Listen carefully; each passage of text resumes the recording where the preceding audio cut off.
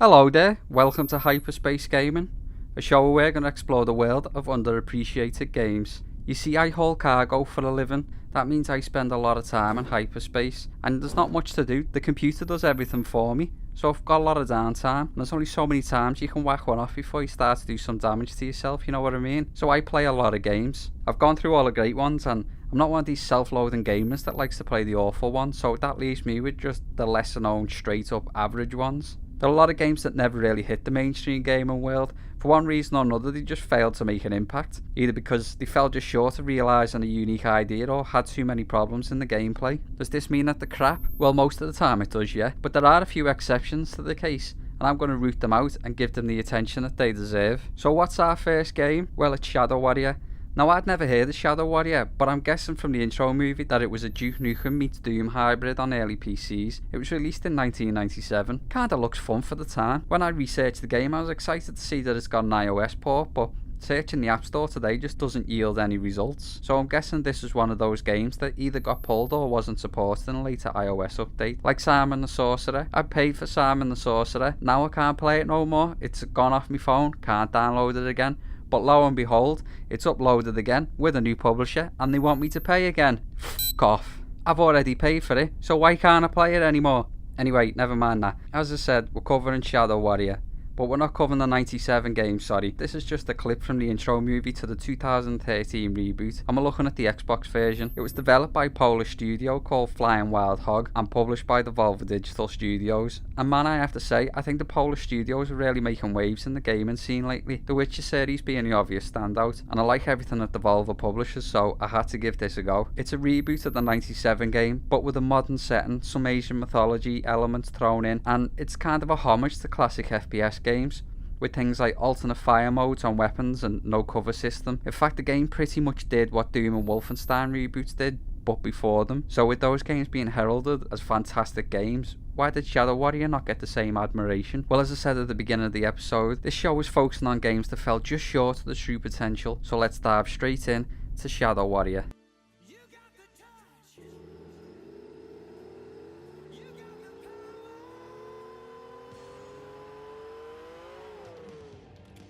The story centres around our main protagonist, Lo Wang, a gun-for-hire mercenary of sorts, as he hunts down a mythical sword known as the Nobit Sorakage. Lo Wang is a cocky, one-liner spewing nutcase that's actually pretty good at his job, so kinda like Archer, but only with a katana. Wang always has a quip or smart-ass remark for whatever situation he's in, and as well as just goofing off whenever he gets the opportunity. We first meet Lo Wang racing towards the villa of a guy called Mizuyaki. He's the person who currently owns the Nobit Sorakage, and Lo Wang gets a phone call from his boss, Orochi Zilla, and he's told that he's got to get the sword no matter what. So you know this deal's going to go sour before you even get there. Whenever you tell someone like Lo Wang to get something no matter what, you're not exactly setting them up or the player to expect a nice meeting over coffee and donuts. Wang is confident, however, that Mizuyaki will sell, as he's got the $2 million he requested. Now, I'm no expert, but I'm pretty certain you couldn't fit $2 million inside that little briefcase. Maybe he's paying in bonds, or I suppose you could just write a check and put it in the case. But then why would you carry the case around with you instead of just putting it in your pocket? Maybe the case makes them look more professional. I'd actually like to be one of those guys that delivers things with the briefcase handcuffed to your wrist. Then again, I suppose if someone wants to steal a case, their only option is to cut your hand off. So it's probably not a viable career option for me, because I like having hands.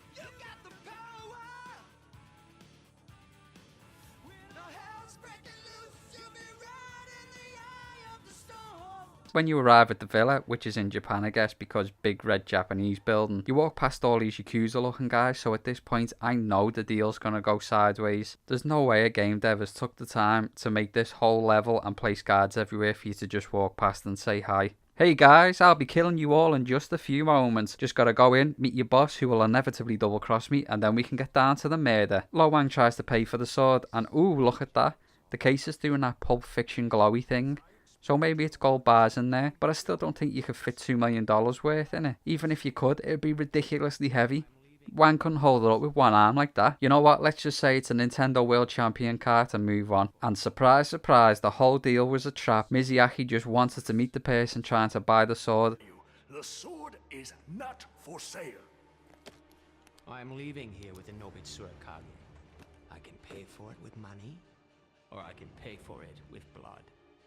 In that case, to business. And finally, it's killing time. This is when you get introduced to your primary weapon for the first hour or so of the game, Lo Wang's katana. And considering that the lead designer's called the main character Lo Wang, there's a penis joke somewhere that they just completely missed. And I have to say, it's a lot of fun waving Wang's katana around. You can do heavy or light attacks, and dismembering guys is just awesome. Yeah, it's gonna take a while before I get bored of this. You can also throw ninja stars, as well as a few other abilities, but we'll go into those later on. One ability we do have, which will be our primary method of dodging attacks, is the dash. Since there's no cover to speak of in the game, it's good that the devs gave the ability to dash to the side to avoid attacks. And even though you've got a sprint ability, I just spam the dash. It felt quicker, and it doesn't seem to drain your stamina any faster. So after dispatching the crazy 88, Wang catches up with Mizuyaki, who has superpowers, I guess, because he starts levitating Wang in the air, demanding to know who he works for. This is when this weird mass spirit guy appears and starts reading Wang's mind to discover he's working for Zilla. The amazing Lo Wang isn't gonna tell us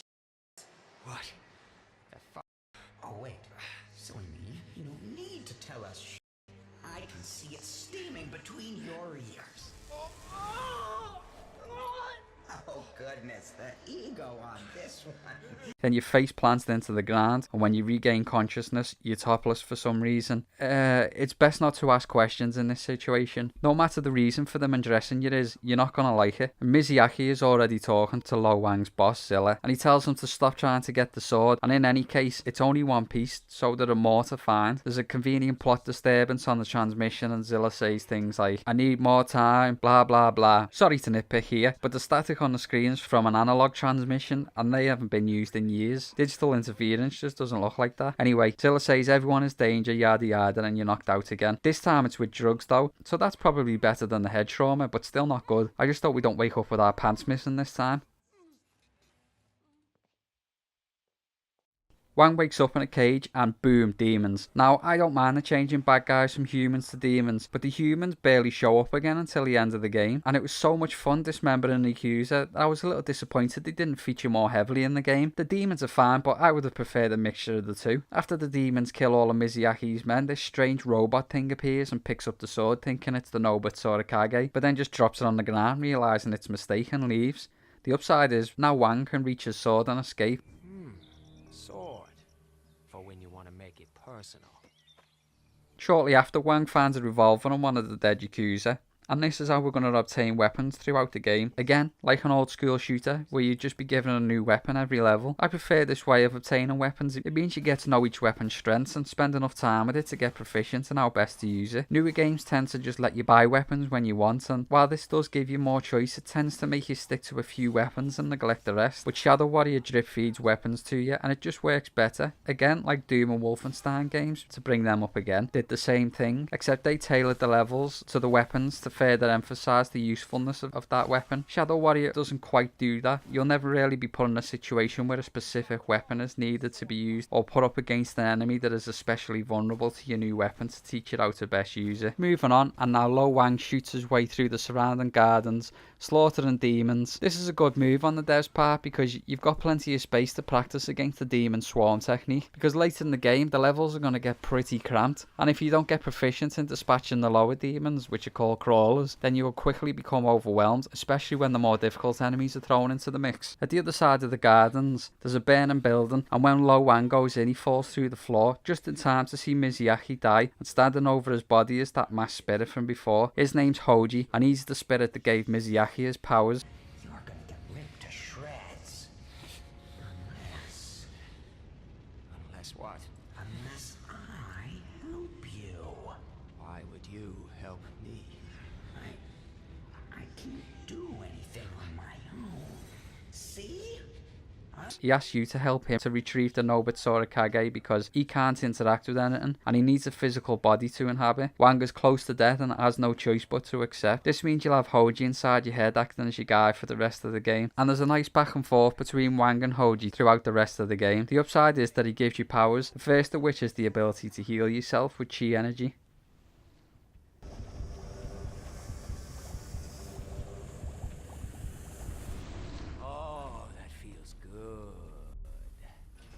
That's one of the benefits of our little pact. I amplify your chi. What? Like life energy? Tai Chi bullshit kind of chi? I thought that was a bunch of crap to keep us quiet in Kung Fu class while Seafood took his morning dump. It's yours to command. Use it or lose it.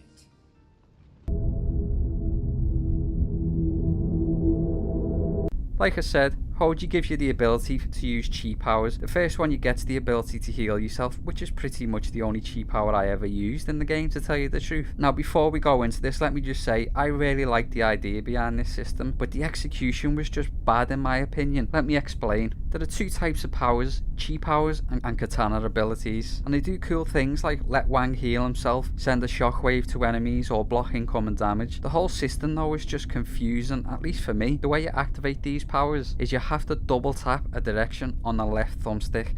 Yes, double tap a direction on the left thumbstick and then press one of the triggers. This system is incredibly finicky to get right, especially in the heat of battle. Double tapping a direction on the left thumbstick is hardly the most responsive option that they could have went with, but to make it worse, there are 3 abilities for your sword and 4 chi powers, making a total of 7 combinations you gotta remember during frantic combat. You have to try and remember if it's left trigger or right trigger, as well as remember the direction that you're supposed to be double tapping. Combine that with a terrible idea to make the input method on the thumbstick and you will be pulling your hair out in no time. Now, unlike me, you might not be an idiot, so you'll just remember that sword abilities are on the right trigger and chi powers are on the left trigger, but I bet you'll still get confused as to which is where in the middle of a desperate situation. I only ever used the healing power, and even by the end of the game I couldn't remember if it was double tap left, then push left trigger, or double tap right, push the right trigger, double tap right, push the left trigger. You see what I mean? It's just confusing. It's just not a system that lends well to chaotic gunfights. I would have just preferred if tapping either the right or left bumper button activated the power and holding it down gave you a radial menu to select your power. It's a shame because I really like the idea of these powers. It adds even more choice and variety to the combat, but it's just wasted by a terrible implementation. At least they tried though, and that's what you can say about Shadow Warrior, is at least they tried. You can level up both chi and katana abilities, which adds a nice depth to the gameplay. I really like RPG elements in games, so this gives you some control over the development of your character. However, you'll pretty much just have everything unlocked by the end of the game anyway, so maybe it would have been better to introduce these powers the same way they did with the weapons. They introduced the charge and stab with the sword this way, and I never forgot that ability, but pretty much everything else after the stab and healing just gets lost somewhere in my synapses. If they introduced the shield ability in, say, level 3 and threw some enemies at me that required me to get good at that ability, then it would have endeared itself to me a lot better, but they didn't, and unlocking these abilities in your own free time just means they're quickly disregarded. They did fix this in the sequel though, and it's much better. In Shadow Warrior 2, all the sword abilities are triggered by holding a direction on the thumbstick instead of double tapping and then hitting the attack button, and all the chi powers are just mapped to the D-pad. If only it was this way in the first game. I'll do a quick rundown of the powers. Flux, which stuns your enemies in the line of sight. Healing, which is pretty much self-explanatory. Protection, which blocks some incoming damage, and Shockwave, an area of effect attack that knocks over enemies. The katana abilities are Divider of Heavens, pretty much the only one I use because it's required to destroy shrines to progress in some levels, which is just a stab attack that's pretty powerful. Circle of Iron, a spinning attack that's handy when you're surrounded.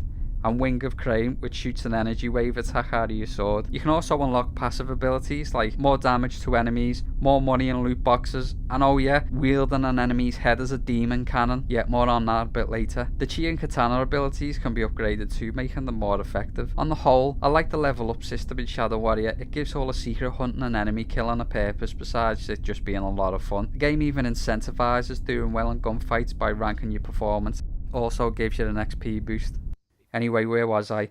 Oh yeah, it turns out the weird robot thing is called a Whisperer, and it's taken the Nobitsura Kage and we have to get it back. Getting back to Wang's car, there's a little bit of banter between Hoji and Wang, and we set off for the next level. It is written that no human tongue can pronounce a demon's name. Try me. All right, my name is Hoji. Hoji. But it's impossible. How did... You must be the one that the prophecy spoke of. Really? What else does the prophecy say? Why, that the one will also believe any goddamn idiot thing you make up on the spot. Get out of my car.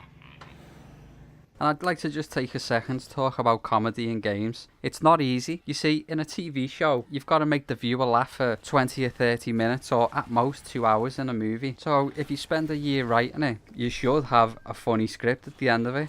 However, video games go on for hours. Shadow Warrior alone took me 15 hours to complete. There's no way any video game writer can keep up high quality jokes for that amount of time. Now don't get me wrong, I'm not crapping on video game writers here. Some of the best stories I've ever experienced have been in video games. It's just a completely different ball game when you've got to try and make someone laugh. The South Park games don't count because they were written by the show's creators and they know how to make a funny script. But your average video game writer probably doesn't have all that experience with comedy writing, so you're probably going to end up with terrible jokes all the way through your game, which is worse than no jokes. Or start strong with good humour at the beginning of your game and just have it wear out and grate on the player by the end of the game. Shadow Warrior takes a smart stance with comedy. It goes for a more light-hearted approach rather than all-out comedy. Lo Wang will often comment on the things that are happening around him rather than try and make gags that are just going to fall flat, and that's for the best. The worst thing you want in a game that's meant to be funny is a bunch of groaners that are just going to have the players rolling their eyes. So I'd rather just go for a lot less jokes rather than try and make me laugh all the way through it. Wang and Hoji make it into a small town and have to abandon the car because the demons got there first, and in the process of killing everyone and burning everything, they've blocked the road. I like this level. There's a cool arcade you can go in that has a few nods to other games. You can't play them though, just listen to some of the soundtrack. I got a little excited because I thought I was going to be able to play the original Shadow Warrior here, but no dice. That would have been really cool though if in every level there was an arcade machine that had a new level from the old game to play. My hopes of playing the original have been thwarted again. Anyway, as a consolation prize, we get a new gun, the PDW or SMG to you and me. And man, does it feel good to finally get some real firepower. Oh, shit. Please explode, please explode, please explode, please explode. Come on. Ha! Cowabunga, assholes!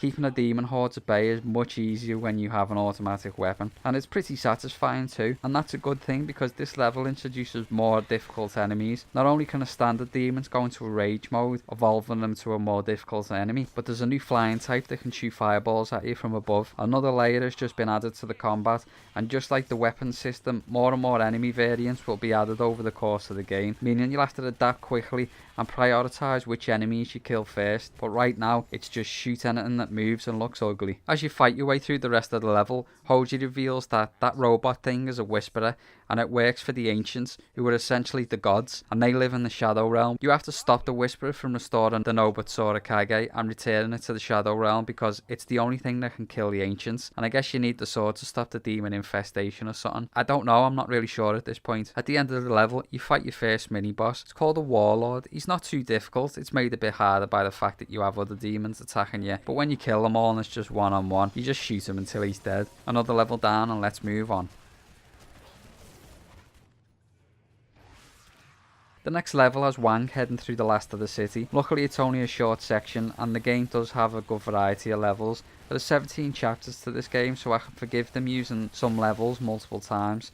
Most chapters will have 2 or 3 parts, and although it stays in that same area, you do have different sections of that area each time. It's not like they're just reusing the same exact level 3 times, it's just the aesthetics that are recycled. Shadow Warrior does that thing where the levels aren't massive, but they use a winding level design that has you play through one area and then you'll double back on the same area, but this time you'll be higher up in some catwalks or have access to new areas by changing something in the level. I don't mind the devs reusing areas of a level, it's just clever level design, and there is a good amount of levels in the game, so that time was better spent elsewhere. Wang decides that since he's in the neighbourhood, he'll swing by his place and pick up a few things, and by the looks of it, Wang has a pretty swanky place, or at least he did before the demons burnt it to the ground. Look at those 2 demons chilling on the lounges by the pool, probably drinking my margaritas. You find a secret entrance to the Wang cave, as I'm going to call it, and I think I've just found my new favourite euphemism. And we've got to go through this high security door that scans you and everything. It's like something Batman would have. Didn't realise there was so much money to be made in being a mercenary. This must have cost millions of dollars. Inside the Wang cave you can see Wang's prized possession of comic book collection. And I'm guessing it's not good keeping comics by a waterfall in a humid enclosed space. I know they're in a hermetically sealed display case, but what about when he wants to get them out to read them?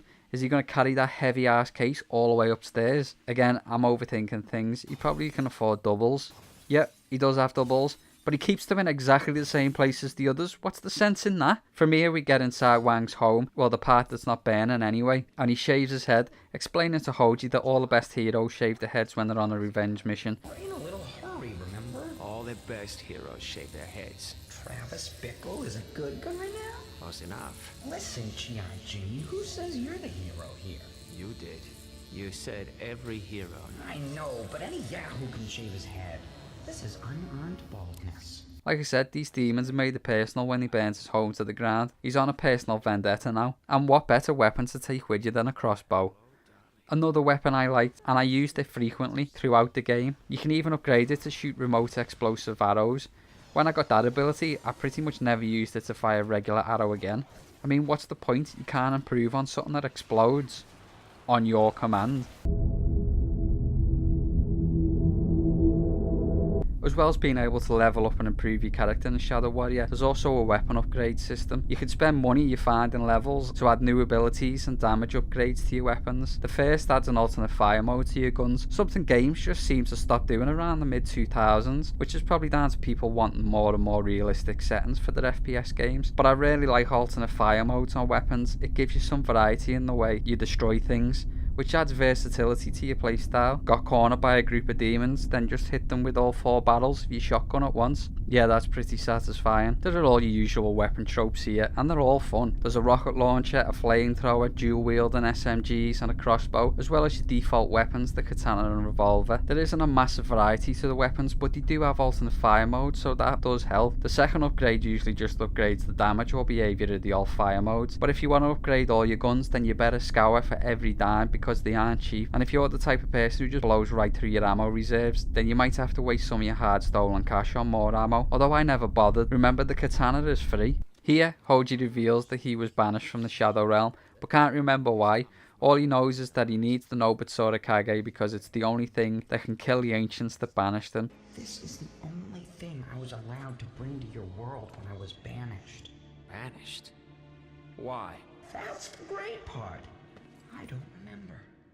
I've been stuck wandering this place like a ghost for 200 years.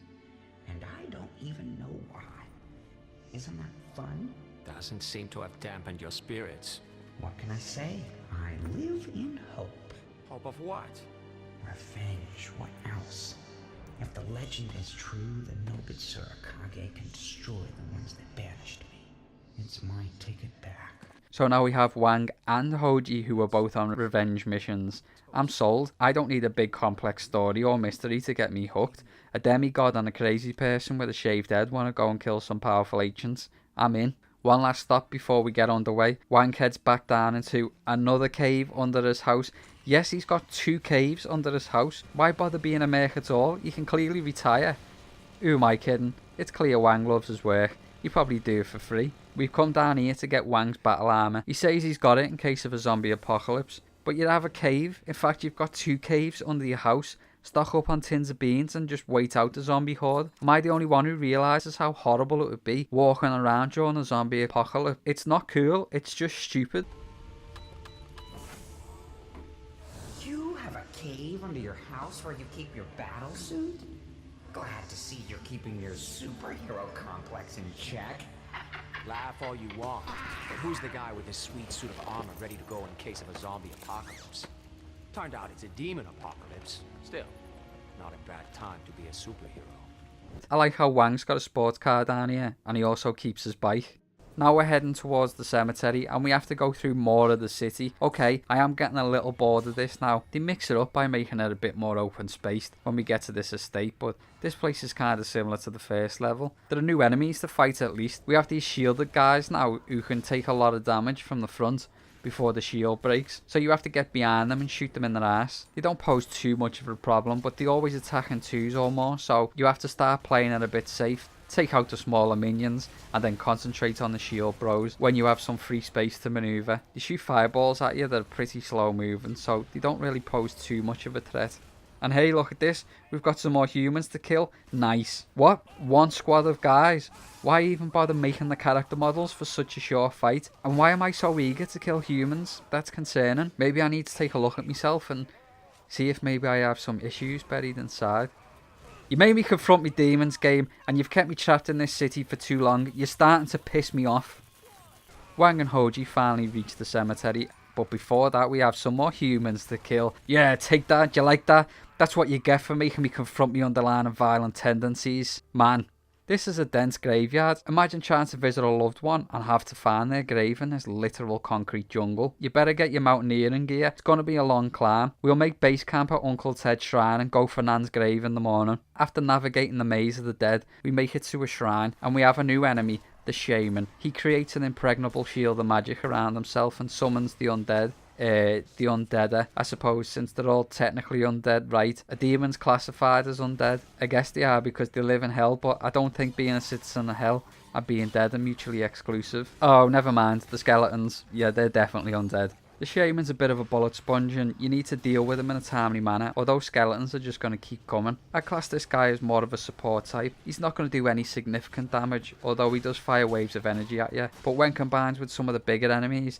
he's going to distract you with his constant wave of enemies and waste all your valuable ammo. Wang kills the shaman and has to do some running around breaking seals to progress to the caverns. Same deal here, just kill all the waves of enemies and make your way to the temple. In the temple, we find that robot mannequin thing from the beginning of the game. Hoji tells you that it's an artificial entity called a Whisperer, powered by a memory from their creator. The deal is, whoever creates a Whisperer gives them a powerful memory to give the Whisperer life, but they lose that memory in return. These are the couriers of the ancients because the Nobutsuru Kage is so deadly to them that they can't even touch it, so they sent a Whisperer to try and get the sword, and it looks like this one was successful. Why she never returned it to the ancients, I'm not too sure. I guess they don't want it near them since it can kill them, but then why just have her sit there with the sword? Anyone can take it off her. Why not get her to walk around in the ocean with it, or at least stay on the move? Go for a walk around the Sahara or something. Something other than just sit here with it. Wang takes the sword and kills the Whisperer, and in doing so sees the memory that was used to give her life. Lo Wang sees a memory of an ancient named Gozu. In it, Gozu recalls the first time that he ever met his sister Amiona. It's revealed that Amiona's tears fueled the Shadow Realm with water, but one day she was poisoned by Xing, and for that Gozu decapitated Xing, and without Amiona's tears, the Shadow Realm started to wither away. Now somehow, and don't ask me how because I have no idea, but killing the Whisperer has transported Lo Wang and Hoji through a portal to the Shadow Realm. Home sweet home. Not looking so sweet right about now, though. How did we get here? My guess is when you destroyed that Whisperer, the memory sucked us through. But what the hell happened to this place? It's like everything just crumbled. Something is wrong. Was something right for a second? Did I miss it? This is where the Ancients live, specifically the Ancient from the memory we've just seen, Gozu. Hoji tells you that the Nobutsuru Kage isn't just one sword, it was split into 3 separate pieces that need to be returned to each other and combined to restore the full Nobutsuru Kage. Wang sets off to find a way home, and man, I'm getting real Planes of Oblivion vibes from the Shadow Realm, mixed with a bit of that Mortal Kombat world that I can't really remember the name of. After a bit of walking, we make it to a big open area with a giant axe in the centre. The Outworld! That's the Mortal Kombat place. Yeah, so we find a big giant axe in the centre of this arena. This is definitely going to be a boss fight. And it's pretty late in the game to be introducing big boss fights like this. It's nearly 4 hours in, but whatever, it's a welcome addition. However, this is your typical boss fight. You look for the telltale sign and attack is imminent and dodge it while attacking weak spots in his armour. Eventually the boss will be stunned and you can attack his now exposed vulnerable body. So it's your classic 3 hits and the down system. When enough damage has been done, Gozu's weak enough for Hoji to deliver the final blow, absorbing Gozu's spirit and making a portal back to Earth. Here Hoji explains that Wang must find the other Whisperers, who will be hunting the remaining pieces of the Nobutsuru Kage. Hoji also tells you that the leader of the Ancients, Enra, is the one who banished them, and he's the one who would like to get revenge on.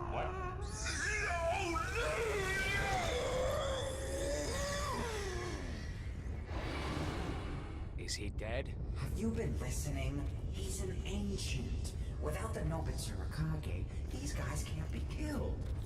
But I sucked enough chi out of him to make a portal back. Finally, some good news. I have just enough chi for one passage. You're not gonna leave me here. Oh, it'll fit both of us. Just don't hesitate once I open it. Time to go after the next Whisperer. Wait, what? That's where this portal leads. But you can always stay here. Offer expires in 3, God damn you, 2, Hoji! 1. The next level is our first major change in aesthetics. Now we're in a shipyard, which has got a more industrial vibe than the cities and estates we've been to so far. The shipyard's owned by Zilla, and the next Whisperer is supposed to be here, so it seems that Zilla's making moves by himself to get the rest of the sword. This isn't lost on Lo Wang, who's a little concerned, as he was sent by Zilla to get the sword. So why is this led him back to one of Zilla's own shipyards? It's coming back to me, though. Where the hell are we? You think there's a sword here? Osaka. This is one of Zilla's shipyards. Enra sent a Whisperer here if Gozu's tiny mind is to be believed. The level design is a bit more cramped here, so you have to take that into account during the more difficult fights. And that's what I like about this game. The enemies are the same as the ones we've been fighting so far, but the different varieties are starting to mount up, and each one has a different tactic required to effectively defeat them. And of course the strengths of one covers the weaknesses of another, so you really need to start prioritising which enemies you're going to deal with first. And now the terrain that we're fighting them in has changed, so you need to make sure that you adapt to the new level design. This is a good case of the same ingredients being used to give us slightly different outcomes, and that's just good game design in my opinion. But never fear, because Wang gets a new weapon to help him deal with the more difficult enemy patterns, the one we would all rejoice in discovering in our youths when playing a first person shooter, the shotgun. Seriously, if you're around the same age as me, anything north of 25, then you remember how awesome the shotgun was to use in FPS games. It always made an amazing sound and did a ridiculous amount of damage. I feel like with the advent of multiplayer games getting more and more sophisticated, like Battlefield, the shotgun has just kind of lost its former glory. It's not ideal for multiplayer settings as the maps have just gotten a lot bigger, so you need range and accuracy to be able to compete, and that's just not the shotgun. Plus, how often do you see groups of enemies all stood together right in front of you in Battlefield or another FPS multiplayer game for that matter? No, the shotgun's time in the spotlight is unfortunately gone, but Shadow Warrior makes a last ditch effort to try and recapture some of that once godly weapon. First of all, you can upgrade it to have 4 barrels and give it an incendiary upgrade too, and of course the ultimate fire of this bad boy is to fire all 4 barrels at once. This is the level of ridiculousness I've come to expect from Shadow Warrior, and it's glorious. Back to the level design for a moment. When we've cleared the outside, it's time to go into the warehouse, and the aesthetics are a little lacking here. I get that it's an industrial building, but this is a bit bland. Even when we make our way to the lower levels that are flooded with this radioactive sludge, we don't really see any nice level design showing through. The same principle of level traversal is applied here. You go around the level, find some way to drain the sludge, then do a bit of backtracking to access the areas you couldn't before. Also, we get not one but 2 new types of enemies. The first is this biomass zombie type enemy that can lay eggs that explode with sludge if you go too close to them, and he can even lay homing eggs that roll towards you. I have no idea how eggs can home towards you. I suppose there's a little demon fetus inside controlling where the egg rolls. These enemies and their eggs aren't too difficult to defeat, but they are a nuisance to deal with because you have to keep your distance from them. They explode when they die, and that's the last thing you want to deal with in a chaotic gunfight. The second enemy is the mini-boss from earlier. Again, like the other greater demon enemies, he's not too difficult to deal with on his own, but he's very rarely on his own. He'll have dozens of other little demons and probably a few greater demons attacking with him. So just dodge his attacks, prepare to jump out the way of his chain grapple, and unload everything you have into his face. The upside is that you can get an upgrade ability to wield his decapitated head as a weapon. Remember before when I said you could wield a demon's head as a demon cannon? Well, this is it. It spews demonic energy out of his mouth. It's pretty powerful, and quite frankly I look forward to these guys showing up in a fight because the head can do so much damage. It really helps you out in a tough spot. Although I don't like to think how Wang gets it to fire. Does he stick his hand in the brain cavity and poke around until he finds the sweet spot, or does he just hotwire the nerves in the spinal column? I know, you don't need to tell me, I'm overthinking it. We also get a bit more of Hoji's backstory in this level. He explains that he was kind of an ancient engineer who crafted all kinds of things for the ancients, and he was tasked by Enra to design the armour that all the big bosses are wearing. Honestly, I'm thankful he's just not very good at his job. If he didn't make the armour so weak in places, we would never stand a chance to defeat the gods. He'd claim he probably did it on purpose, in case he ever had to possess a mortal to find an ancient god-killing sword, travel to the Shadow Realm and murder everyone. But I think it's just a massive oversight on his part. The next level is kind of the same deal as the last. We're still in the shipyard, except now we're in a loading area filled with containers and a couple of train carts we have to move to progress. And we get a new enemy here too, one of my least favourite. Not my least favourite, We'll look into those shortly. No, these are my second to least favourite. I call them dreadlock ninjas. They look like the Predator mixed with a zombified version of Saru from Star Trek. And I'm not sure, but I think they're all female because they've got boobs. I'm covering nipples here, just in case they are females. I don't want to get in trouble for distributing zombie porn. These enemies are a major pain in the ass. They're quick and they can teleport. And I think they can turn invisible, but I'm not sure because there's so much going on in this fight. I can't stop for a single second to find out or I'm dead. This is the first real difficult fight I've had in the game, and it's because of these dreadlock ninjas. They attack in groups with katanas and surround you, so you're dead in seconds if you don't stay on the move and take any shot you can on them before they teleport. I had to do this fight 10 times at least to get past it. There's also the first of many fights from this point on that will see almost all of your ammo drained by the end of it. I'm not complaining, it's just the first time the game's kicked me arse and hung it out to dry. After the fight we make it to a control room where we see on the surveillance system 2 women lamenting that they're trapped and can't escape from the shipyard. Wang explains to Hoji that they're the Kyokogami twins, a fact I found a little strange as they refer to each other as darling, my sweet and love. Oh, who's that? Master Zilla won't leave us here. It's been 2 days, my sweet. I think it's sink or swim time. Did he tell you where the creatures come from, love? Let's focus on getting out of here, then you can ask him yourself.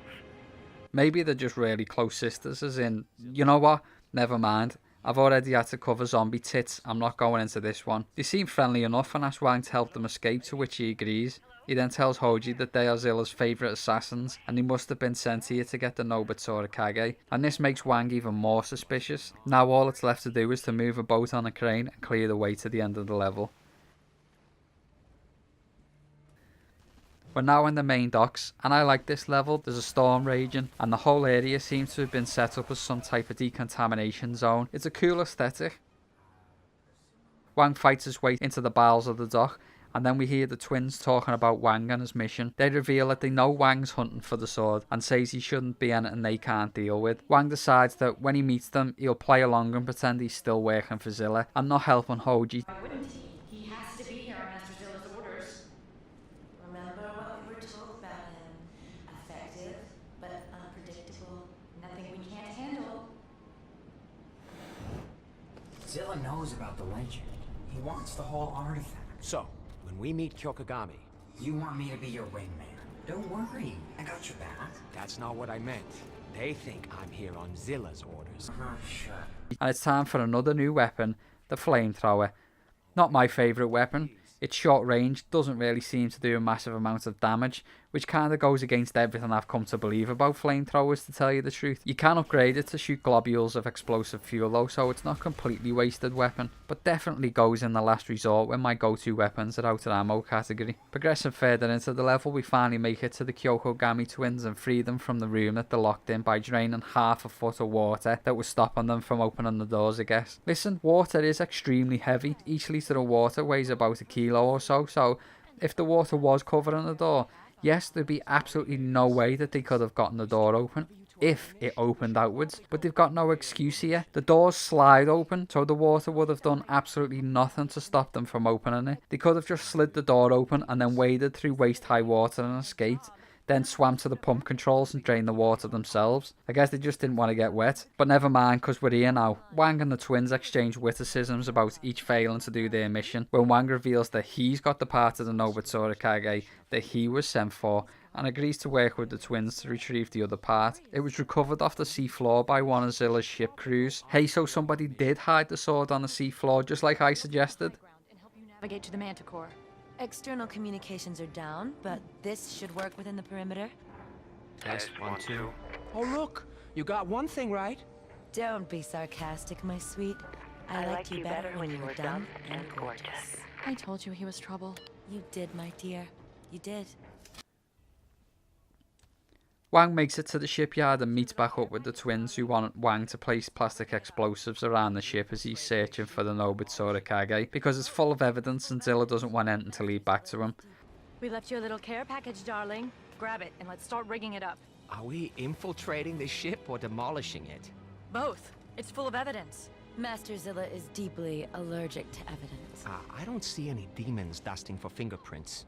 I'm sorry, what? That's gotta be one of the stupidest things I've ever heard for several reasons. First of all, the whole shipyard is owned by Zilla, not just the ship. Second, the ship that found the piece of the Nobutsuru Kage is huge and must have had a crew of dozens. Thirdly, there is currently a demonic invasion occurring in and around the docks that are owned by Zilla. And fourth, this amount of C4 is not enough to destroy that entire ship, which is currently sitting in a dry dock, so it can't even sink.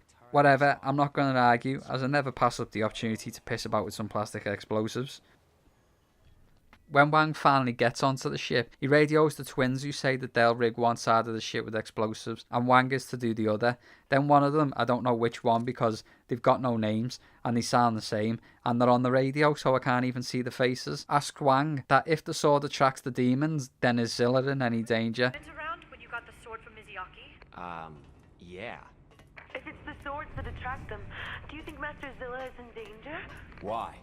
Does he have one? Further in his suspicions that Zilla is more involved than he was letting on, the twins too have their suspicions about Wang. They ask him how he could have even been sent here by Zilla when pretty much all the global communications are down due to the demonic invasion, and there was no way for him to speak to Zilla. Then Wang decides he's done with the whole thing and just blows the ship up prematurely with the twins still in it. They don't die, of course. Time for some fireworks. Ladies, it's time to blow shit up. Wang, wait! What do you think you're doing? I'm going after Zilla. You two seem a bit too loyal for my taste. Put that detonator down. Sorry, you know me. Effective, but unpredictable.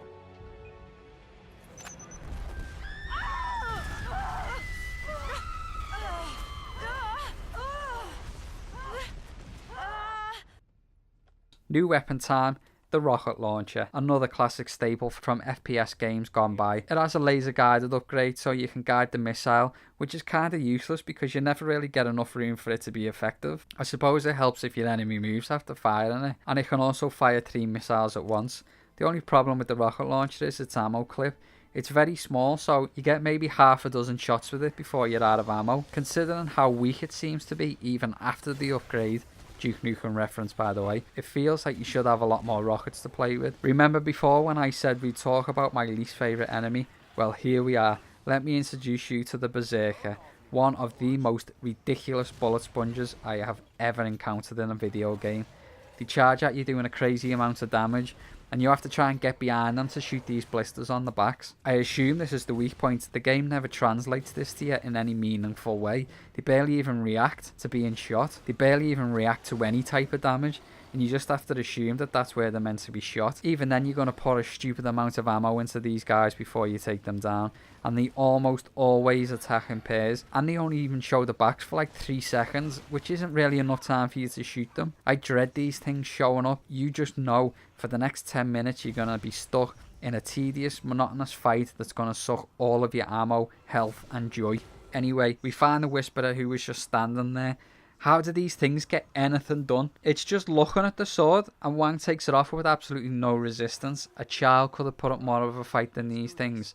I get the ancients can't touch the sword and don't have much to work with, but give it to one of the Dreadlock ninjas, no one would be getting that thing off them. So Wang combines the 2 pieces of the Nobutsuru Kage and gets another memory. This memory belongs to Mezu, and he talks about Enra discovering that Hoji has created a golem wearing the mask of his sister Amiona's face, and in a fit of rage he banishes Hoji. So it was Hoji that created the Whisperers, and since it's also revealed that to revive Amiona, another ancient must be sacrificed, and since the only thing that can kill a god is the Nobutsuru Kage, and no ancient can wield the sword, it's pretty obvious what Hoji was planning to do with a Whisperer. The memory ends with Mezu sacrificing the memory of his sister Amiona to make his own Whisperer, so it's pretty clear now all the ancients have made their own Whisperer in an effort to get the sword for themselves and not be the one that gets sacrificed. Needless to say, Wang is pretty annoyed with Hoji for not telling him that he was an ancient, and even more pissed to discover that the ancients are all his brothers. Hoji says that he is the creator of the Whisperers, but since he had to power it with a memory, he obviously can't remember why he did it, but I've already pieced it together from the last memory. See, sometimes overanalyzing things is good. Oh my goodness, that was interesting. What the f***, Koji? You're one of the ancients? Why didn't you tell me? You created the Whisperers! Hold on there now. No need to be an accusatory Adam. I invented those things, but as far as I know, I only made one. Enro made his own later. I'm not responsible for my brother's action. Your brother? They're, all these ancients, they're all my brothers. There wasn't a good time to bring it up. Why did you create these Whisper things? That's the brilliant trick I played on myself. The memory of why I did it is locked inside the Whisperer I made. It's really quite clever. Sure. Genius. Hey, we all make mistakes, okay? I crippled my memories. You work for a sociopath megalomaniac who sold the human race up the river. Can we call it even? I need to get to Zilla, and I don't think I can do it without you. But you try anything, and I will stab this goddamn sword through your heart. I appreciate you being direct. Take a freaking lesson. Being direct makes me gassy. Just shut up for a minute, okay? And so it's time to fight Mezu, the Horse Eagle Guardian, and this is the boss fight that gave me the most trouble. He has an unpredictable attack pattern that took a few tries for me to learn, and he can do massive amounts of damage when he looks like he's most vulnerable. And on top of that, you have to stand on these seals to open a gate for some reason. That doesn't really make sense because we're just teleported everywhere in the Shadow Realm anyway. So it's not like we have to physically go through the gate. So there are parts where you've got to stand still while he's attacking you. When you do defeat him, Hoji pulls Mezu's spirit from his body. And Mezu tells Hoji that he's pretty much spitting in the face of the gods by bringing Wang, a foul-mouthed human, to the Shadow Realm. And Hoji pretty much says, lol, yeah, I know. That's the whole point, bro. Mezu then reveals that Enra's working with Zilla to get the sword, but Zilla's trapped one of the Whisperers and he's holding it for ransom, which in turn has prevented all the other Whisperers from teleporting back to the Shadow Realm. Didn't stop Wang and Hoji, but whatever. Bringing him here. You don't say! Why, it's almost like that was my intention all along. You use this filth to do your dirty work. Enra made the same mistake. These mortals can't be trusted. So Enra has been talking to a mortal. Zilla, it has to be. I always knew he would fail us, but I didn't think he would be so arrogant to hold Zing's Whisperer for ransom. And that's why the others couldn't come back. Hey kid, looks like your boss did good. It also sounds like he made a deal with the devil. Details. We are now at Zilla's secret Arctic mountain bunker. Keeping up with the variety of scenery throughout the game, it's cool to be out in the snow, but it doesn't last too long. As Wang makes his way into the facility, it kind of reminds me of Black Mesa. It's a research facility, built into a mountain. There are trams, and there's an outbreak of otherworldly creatures. We make our way through the corridors and labs, an occasional biodome looking for Zilla. We don't find him, but we do speak to him. Wang keeps up the act that he's still working for him and says he doesn't know what happened to the Kyokogami sisters. Zilla tells Wang that there is a quarantine lockdown in progress due to the demon outbreak, and he'll have to find a way to end it. Hey look, it's a HAL 9000 reference. That's the robot that you're based on. A slightly cultural insensitive HAL 9000 reference. It was 2013, I'm sure it was a different time. Shortly after, Wang gets stuck in a section of the base that's flooded with toxic gas, so he has to wear a gas mask to make it through this section. Doesn't really serve much of a purpose, but to make the fights a bit more difficult due to the slightly limited field of view. But I appreciate the devs finding a way to up the challenge without just throwing more and more enemies at you, which they absolutely do by the way. To end the level, Wang uses the head scientist's head to open the facility door and heads to Zilla's castle. Making our way up the mountain, we arrive at some type of facility under construction. I'm not too sure what it is. It's not Zilla's research facility, we've just left there, and it's not his castle because we're on the way there. Wang tells Hoji that it's Zilla's mountain fortress, so I guess it's a halfway house for Zilla to stop and take a rest from the exhausting cable car ride on the way to his castle. As Wang says, what's the point of being a millionaire if you can't build yourself a mountain fortress? Although I think a multi-billionaire would still feel a pinch from the wallet from paying for all this. So it leaves me with one conclusion. This is a money laundering scheme. Zilla must have billions in illegitimate money from his illegal activities, and he needs a way to wash it, make it legit, so he gets his minions to start building this facility, gets the construction company that he probably owns to charge him a few $100 million, then cuts corners and stops after the outside is finished, then just funnels all that money from the construction company back into his own business. Anyway, Wang shoots his way inside the fortress, and then shoots his way to Zilla. Wang finds Zilla talking with Enra through a magic portal type thingy, and Enra tells Zilla that Wang has allied himself with his brother Hoji and tends to steal a last piece of the sword from Zilla, which to be fair is totally Wang's plan right now. Where is the Whisperer? Oh, your little courier? Your fiends will never find it. You only needed to be patient and let me finish things. Lo Wang will be here soon to deliver the other 2 swords to me. He will kill you. And why would he do that? He allied himself with my brother Hoji. Bullshit. You sent him for 1 sword, not 2. How did he find the other, or this place? Because he's... I cannot let Hoji take this sword. Kill Lo Wang. Enra then tells Zilla to kill Wang to stop Hoji, and he'll forget about the betrayal and honour his original deal with Zilla.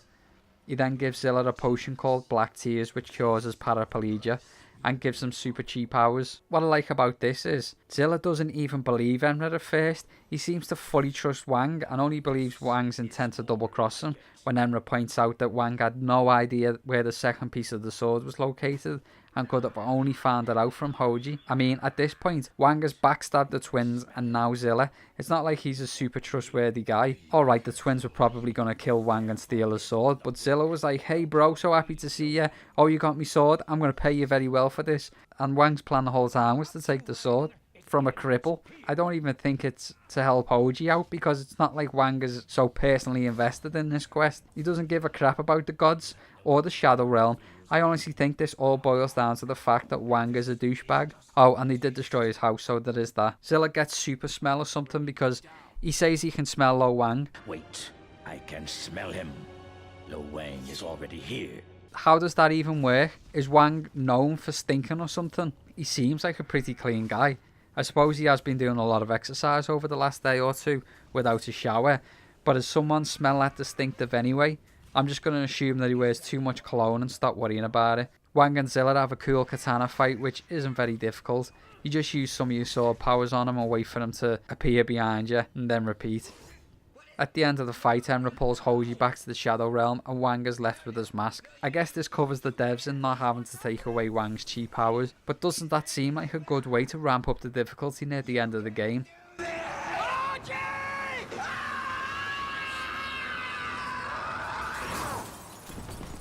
Who am I kidding? I never used cheap powers anyway, so it made no difference to me.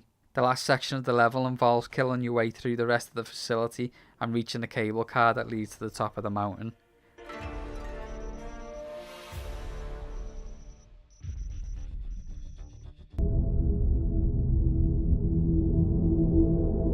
Putting secrets in an FPS game is a good idea. It gives you something to look for, like collectibles, XP boosts, money. This in turn encourages exploration and slows down the player from just charging through, looking for the next batch of enemies to dispatch. One of the main issues with playing an FPS game is there aren't a lot of layers to the gameplay. In an RPG game, you go out, do a main quest objective, maybe a side quest or 2, bit of random wandering, some inventory maintenance, visit a town, upgrade your character, this type of thing. This gives the player a nice variety of gameplay styles to mix it up and keep them engaged. What do FPS games have? Well, most of the time, you just shoot a bunch of things and then the level ends. There isn't a vast array of things you can do other than give the player a variety in the ways that they shoot a bunch of things. You need to try and mix it up a bit, and Modern Warfare was a great example of this. Almost every other level gave you a cool new premise, like being in an AC-130 or doing sniper levels at night, but it takes a lot of dev time to do that stuff, and not all developers have the time or the resources to do it, so they have to come up with clever, less time-consuming ways to break up the player's experience of just shooting a bunch of things, and that's where secrets come into play. See, the gameplay loop in Shadow Warrior goes like this. You shoot a bunch of things and then scour every inch of the area you've just cleared looking for secrets. And man, whoever was responsible for hiding the secrets in this game deserves a medal. You see, I've got gamer OCD. Don't laugh, it's a serious condition. It means I pretty much have to search everywhere for every piece of ammo, money, pretty much anything hidden around the level. And even with my 20 years plus of being an expert scourer, I very rarely found all the secrets in Shadow Warrior. Seriously, that's impressive. When even Sherlock Holmes needs to consult a walkthrough to find them all, you've done your job properly. I did find this on the first level.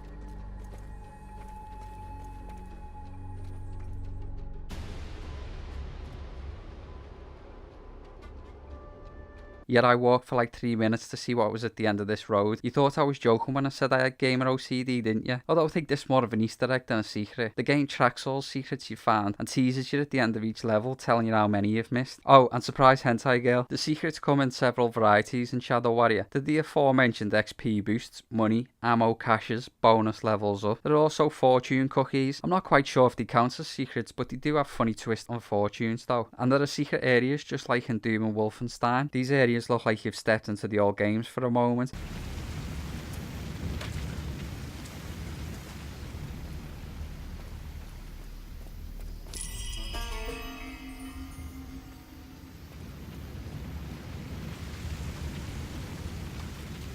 So we make it to Zilla's castle, and wow, look at this. These are some swanky digs. This level looks great, the design is superb, the interior of the castle looks finely detailed with this ancient Asian design aesthetic. There are antique bells and statues around, and as I said, it just looks great. And the grounds around the castle also look nice. They're draped in snow and it's all highlighted by this glow from the setting sun. And best of all, hey look, the Yakuza are back and I get to chop people up again. The demonically possessed Yakuza, but I'll take it. There's plenty of killing to be had here and it's just non-stop carnage from the moment you arrive. When you finally do catch up to Zilla, he tells you that it's pointless to go on, as Wang can't do anything without Hoji. Give me the sword. I will let you live. Oh, nice try. You really expect to defeat me without the help of this Hoji? We can do this the easy way, or we can do this... Oh, come now. A man like you deserves a little spectacle before he draws his last breath. You should take this act on the road, Zilla. You kill in Vegas. I'm content to kill right here. Thank you. He then seals you inside a bubble, and this would have made a great challenge section, being stuck in a confined space with waves and waves of enemies pouring in, but it's over after just a few seconds, when the floor collapses and Wang falls into the dungeons. On your way down though, Wang grabs a demon to land on, and this is one of those movie tropes that just wouldn't stand up to real life physics. First of all, the torso was only about 30 centimeters thick, so the actual cushioning ability from it, from a high fall, is negligible, and you'd still suffer broken ribs and most likely damaging internal organs.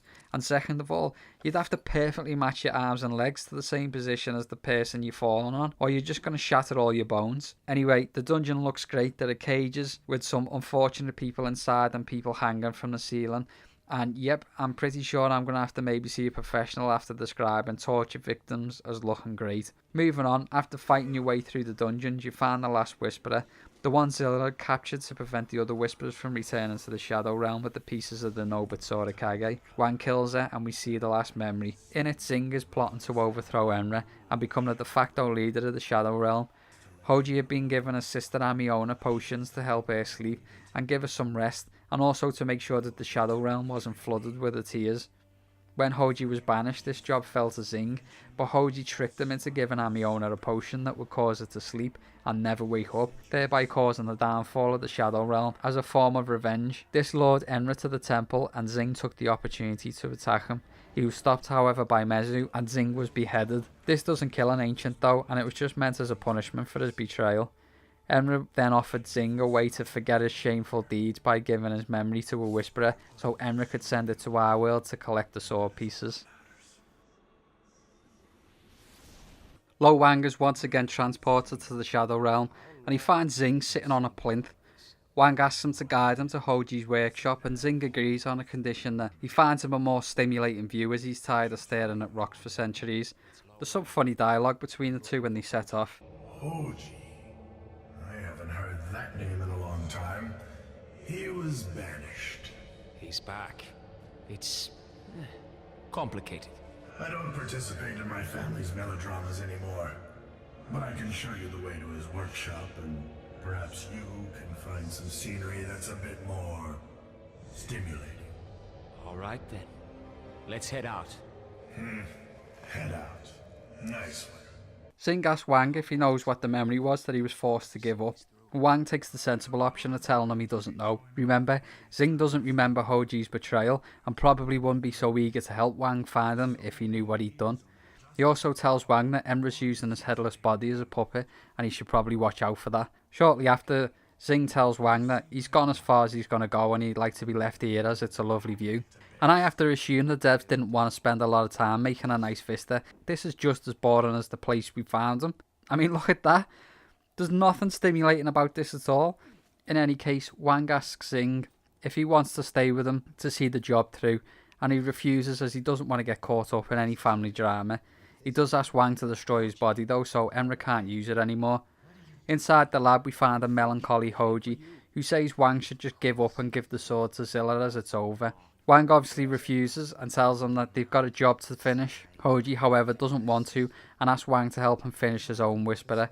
Hoji now regrets poisoning his sister and going on his revenge quest with Wang, and says Enra will forgive him if he helps him out, but that means severing all ties with Lo Wang and forgetting all about him.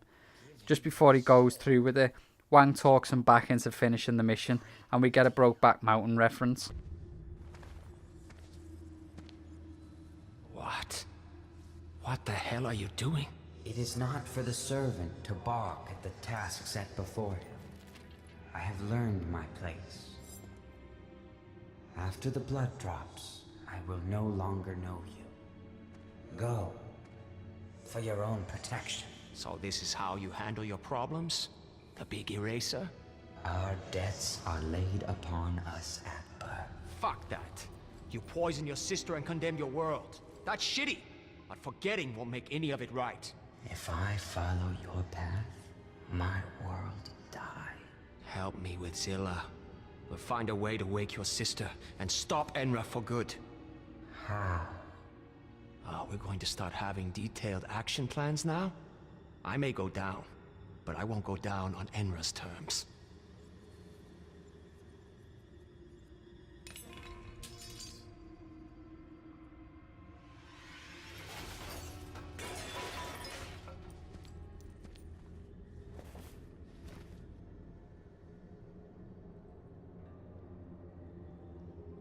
Feel better? He would have imprisoned me here for the rest of my life. Just like her. Newsflash, your brother is a dick. Here. You want this?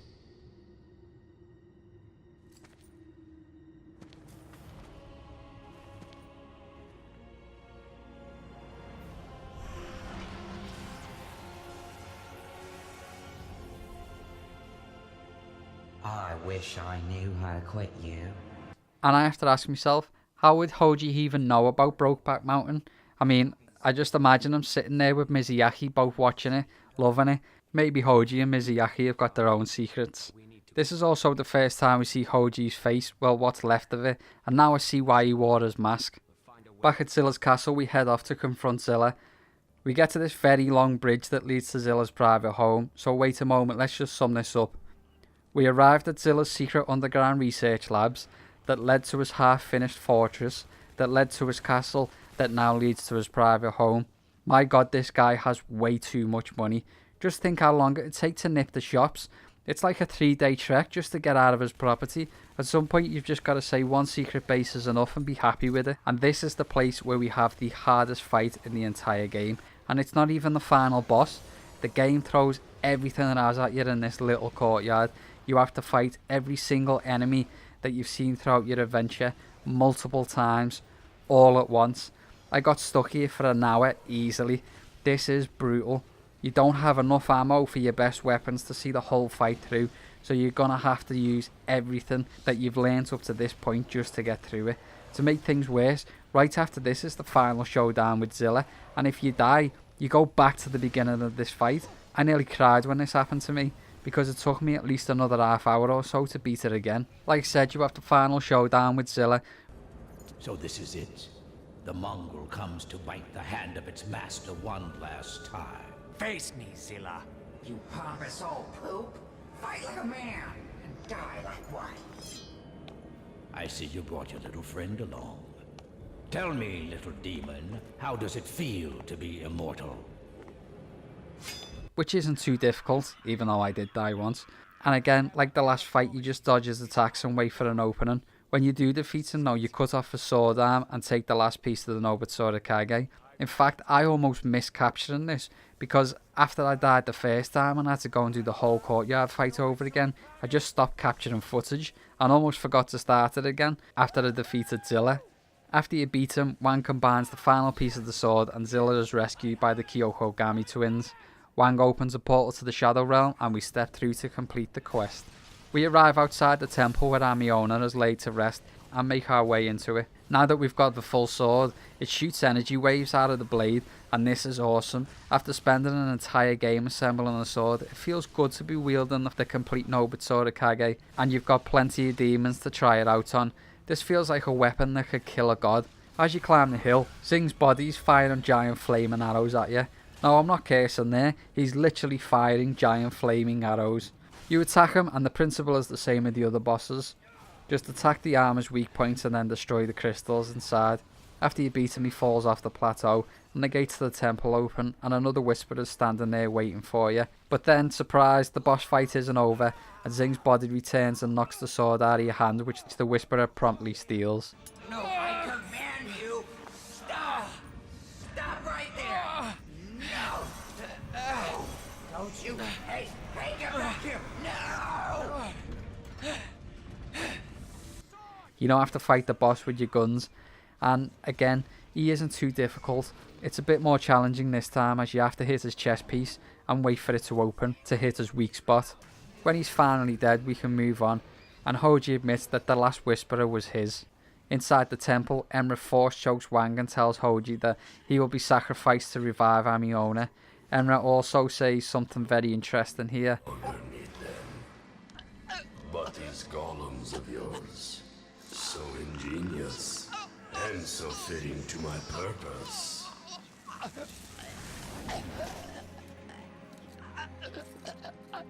Now, the creature you made to comfort you will take your life.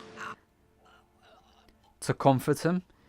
Did Hoji make the Whisperer to be a sex doll?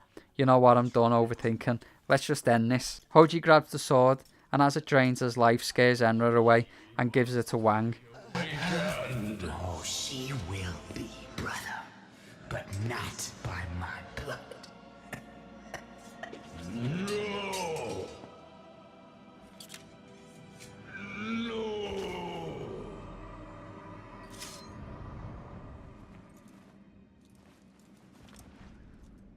Hoji, you gonna be alright? Oh, I think not. There's a fire eating me from the inside. What the hell were you thinking? You made me a promise, and I'm going to make you keep it. Besides, did you see the look on Enra's face? Like someone took a dump in his cornflakes. I wouldn't trade it. Enra then revives Zing's armor and you fight it again, and again it's not too difficult. Nowhere near as difficult as that bloody courtyard fight anyway. As I kill Zing for the third time, I get an achievement. It's for defeating the last boss, and I notice it's a rare achievement. For anyone who doesn't know what that is, on Xbox any achievement that is obtained by less than 5% of players becomes a rare achievement, and this is for defeating the last boss. That's a shame. It means that only 3.2% of people who own this game finished it. Now, Xbox gave this game away free to Xbox Live subscribers a while ago, so I think that's contributed to the inflated numbers of people who own the game and haven't finished it, but still it's a shame. Then there's a quick fake out where Enra tries to revive Zing's body again but fails. It was pretty obvious because of that achievement. Enra flees and Wang heads back into the temple where we say our goodbye to Hoji as he dies. Happened. Where's Enra? I killed Zing. His body, anyway. Good. Then it's done. It's not done. Nothing's done. I don't know where he is, and I don't think we have time. I chose you because you could handle a sword. And because I thought I could handle you. That you were strong of body, but not of mind. But I was wrong, Luwe. You came back for me to fight a battle that wasn't yours. You've already won. But Enra... You've already won.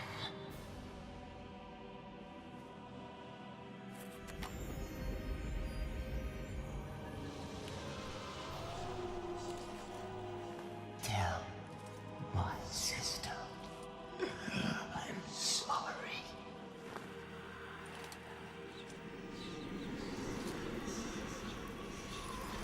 And we then get the memory that Hoji used to power his Whisperer, and in this memory we get the truth to the whole situation.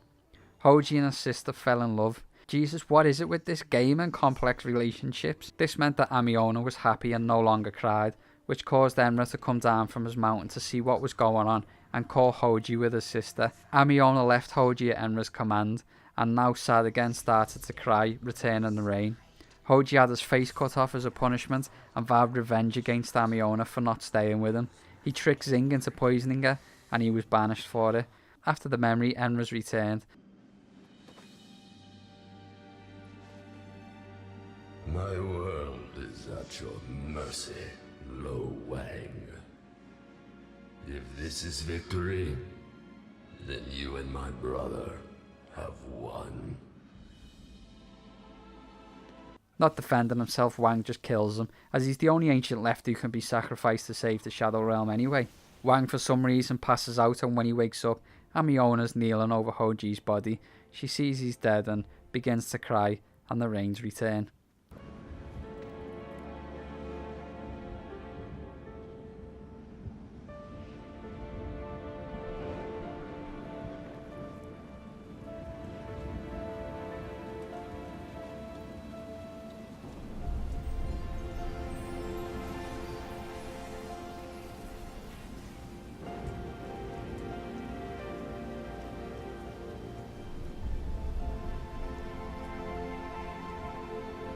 And that's Shadow Warrior. And wait a minute, what? There's another rare achievement for completing the game, which makes sense if the last boss was a rare achievement, but it's now 5.7%.